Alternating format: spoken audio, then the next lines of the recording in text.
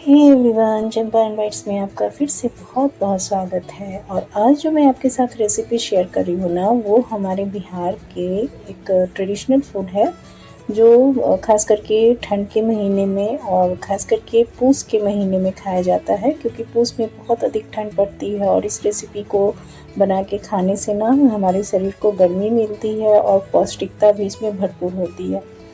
तो इसलिए इस रेसिपी को ठंड के मौसम में बनाते हैं। और अभी ठंड उतनी नहीं है, लेकिन फिर भी बहुत मन कर रहा था तो मैंने आज ये बनाया। और इतना आसान है ना कि आपको इसमें ज़्यादा परेशान भी नहीं होना है, ज़्यादा मेहनत भी नहीं करना है। तो इस रेसिपी को बनाने के लिए मैंने लिया था आपको 3 कटोरी सूजी।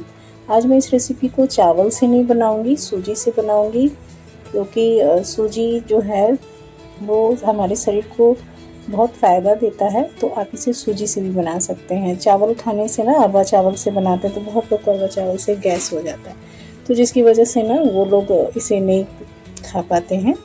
तो आप इस रेसिपी को सूजी से भी बना सकते हैं। तो मैंने 3 कटोरी आपको सूजी लिया था और इसे गर्म पानी से हमें सानना है, यानी गूँथना है। तो थोड़ा थोड़ा करके इसमें गर्म पानी हम डालेंगे और इसे पहले मैं इकट्ठा कर ले रही हूँ, क्योंकि गर्म पानी है तो हाथ जल जाएगा।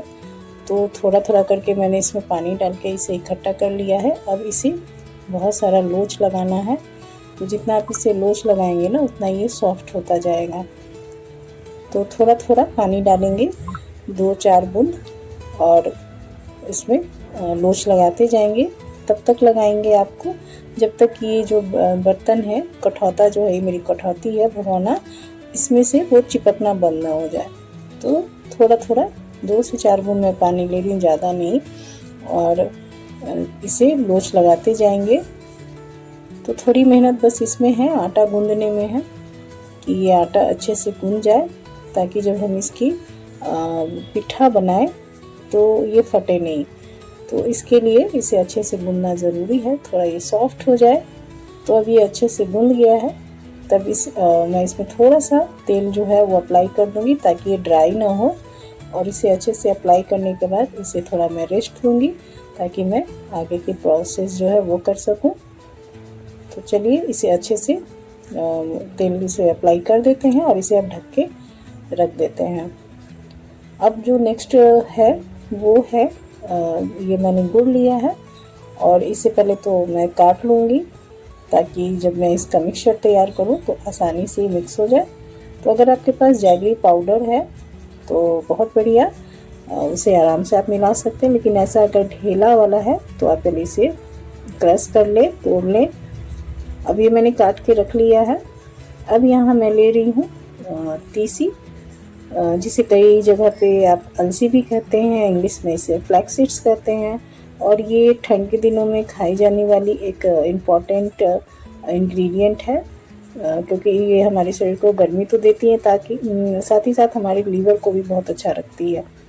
तो ये मैंने 2 कटोरी लिया था और इसे आपको ड्राई रोस्ट कर लेना है। और आप देख रहे होंगे जब मैंने इसे डाला था तो ये लाइट ब्राउन में था, धीरे धीरे इसका कलर जो है वो डार्क होता जा रहा है। तो इसे धीमी आंच पे तो मैं नहीं बोलूँगी, मीडियम टू लो फ्लेम के बीच में रख के इसे भूनेंगे।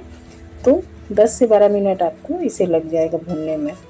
तो जब इसमें से चटकने की आवाज़ बंद हो जाए और इसमें से आपको भुनी भुनी खुशबू सौंधी सौंधी आने लगे और इसका कलर थोड़ा सा चेंज हो जाए, तो इसे निकाल के ठंडा होने रख देंगे। अब जब ये ठंडा हो गया है तो अब इसे मैं 2 बैचेज़ में पीस रही हूँ, क्योंकि मेरा जो मिक्सी जार है वो छोटा वाला है, तो मैं इसे 2 बैचेज़ में पीस रही हूँ। और पल्स मोड में इसे पीसे, नहीं तो क्या होगा ना, ज़्यादा पीस जाएगा तो इसमें से आपको तेल रिलीज़ होने लगेगा। तो इसलिए इसे पल्स मोड में पीसे। तो 2 बैचेज़ में मैंने आपको इसे बारीक पीस लिया है। अब जो गुड़ मैंने काट के रखा था ना, वो मिक्स करने की बारी है। लेकिन इससे पहले मैंने थोड़ा सा तीसी निकाल लिया है, क्योंकि हम बिहारी ना तीसी को चटनी के रूप में भी खाते हैं और इसे सब्जी दाल में डाल के भी खाते हैं, बहुत टेस्टी लगता है। तो अब मैं इसमें गुड़ मिला रही हूँ। तो अपने स्वाद अनुसार, जितना आपको मीठा पसंद है उस अनुसार आप इसमें गुड़ डालें। जैसे मैंने आपको पहले भी एक अपने रेसिपी में बताया था कि मैं 2 कटोरी मैंने यहाँ पे जो तीसी लिया है, तो उसमें मैं 1 कटोरी के लगभग गुड़ डाल रही हूँ। तो थोड़ा सा जो तीसी मैंने निकाल लिया है, तो मैं थोड़ा सा गुड़ भी रहने दूंगी, नहीं तो बहुत ज़्यादा मीठा हो जाएगा। अगर आपको बहुत मीठा पसंद है तो आप पूरा गुड़ का इस्तेमाल कर लें। अब यहाँ मैंने लिया आपको स्टीमर, अगर आपके पास ऐसा स्टीमर है तो ठीक है, नहीं तो आप जो आटा चालने वाला चलनी होता है ना, उसमें भी आप अच्छे से स्टीम कर सकते हैं। वैसे तो ये जो पीठा है हमारे बिहार में ज़्यादातर उबाल के बनाया जाता है, लेकिन आज मैं आपको स्टीम करके बना रही हूँ। आप इसे उबाल के भी बना सकते हैं। तो यहाँ मैंने स्टीमर को भी प्रिपेयर कर लिया है, उस पर तेल अप्लाई करके रख दिया है और गैस पे मैंने आपको पानी भी उबलने के लिए रख दिया था। अब क्या करेंगे, आटा को फिर से जो है सूजी के आटा को फिर से एक बार लोच लगा देंगे। अब इसकी लोई निकालेंगे और इसका एक पेड़ा तैयार करेंगे। तो अच्छे से इसका पेड़ा तैयार करेंगे, थोड़ा सा मसलते हुए। अब जब ये इसका पेड़ा तैयार हो जाएगा, तब इसमें आपको बीच में अंगूठा डाल के इसकी हमें कटोरी बनानी है। आप चाहें तो इसे बेल भी सकते हैं, क्योंकि चावल के आटे को हम बेल नहीं सकते हैं, लेकिन इसे हम बेल सकते हैं और आराम से जितनी साइज़ का आपको पीठा चाहिए उस साइज़ का आप इस पर पूरी बना लें। और अभी तो मैं हाथों से बना रही हूँ, इस तरीके से अंगूठे की हेल्प से आपको घुमाते हुए। और ये ध्यान देना है इसकी पूरी बनाते वक्त कि जो ये हर तरह से बराबर हो, बीच में भी इसे बीच बीच में दबाते जाएंगे और किनारों को भी हम इसके एजेस को भी दबाते जाएंगे, ताकि ये एक जैसा इवनली जो है वो इसकी थिकनेस हो। अब जितनी बड़ी चाहिए मुझे, मैंने उतना बड़ा बना लिया। अब मैं इसमें इसका स्टफ़ डाल रही हूँ, स्टफिंग। तो 1 चम्मच के लगभग मैंने इसमें आपको डाला है। अगर आप बड़ा बड़ा बना रहे हैं ना, तो आप 1.5 चम्मच 2 चम्मच भी डाल सकते हैं। जितनी ज़्यादा स्टफिंग रहती है ना, उतना ज़्यादा खाने में मज़ा आता है। तो मैं छोटा छोटा बना रही हूँ ना, तो मैं 1 चम्मच के लगभग आपको डाल रही हूँ। अब इसे डालने के बाद इसे धीरे धीरे घुमाते जाएंगे और उंगलियों से अंदर की तरफ दबाते जाएंगे, ताकि जो स्टफिंग है वो बाहर की तरफ ना आए। और इस तरीके से फिर एक हथेली पे रख के दूसरे हाथ की उंगलियों से इसे घुमाते हुए आपको इसका हमें एक राउंड शेप दे देना है।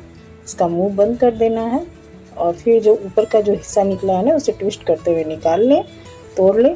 अब इसको कवर कर दें और इसे फिर से आप अपनी हथेलियों की हेल्प से इसे गोल गोल घुमा लें। और ये देखिए एकदम गोल और बिना किसी क्रैक के आपको ये नज़र आ रहा होगा। तो इसी तरीके से हम बाकी अब जो पिट्ठा है वो तैयार कर लेंगे। तो एक बार मैं आपको फिर से दिखा दे रही हूँ, आप फिर से वीडियो में ये देख लें मैंने कैसे इसे बनाया है। अगर आपको इस तरीके से कठिनाई होगी, अगर आप इस तरीके से इसका पूरी नहीं बना सकते हाथों की हेल्प से ना, तो आप इसे बेल के भी आसानी से बना सकते हैं। ये बिल्कुल भी नहीं टूटेगा और जल्दी जल्दी भी बन जाएगा। लेकिन हम लोग आदत है हमें इस तरीके से बनाने की ना, तो ये हमें ज़्यादा इजी लगता है। तो फिर से इसमें स्टफिंग जो है वो डाल देंगे, तीसी और गुड़ वाली। और सभी जानते हैं कि तीसी जो है ठंड के दिनों में, वैसे तो तीसी हमारे बिहार में सब लोग हमेशा से खाते रहे हैं, लेकिन ठंड के दिनों में ना इसका ये पीठा जो है ना बहुत मज़ेदार बनता है।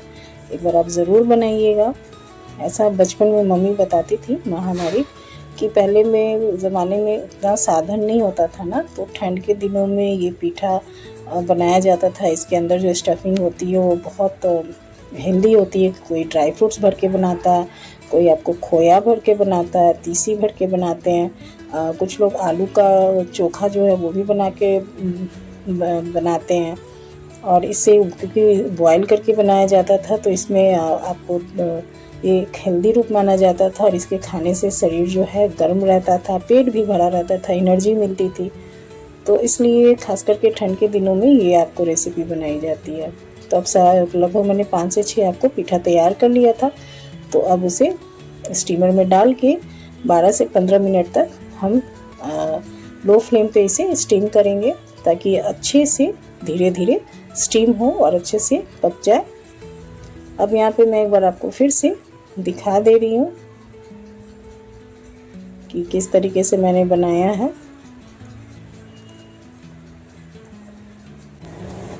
और एक बात मैं आपको बता दूं कि जैसे ना हमारे बिहार में लिट्टी चोखा फेमस है ना, वैसे ही बिहार का पिठा भी बहुत फेमस है।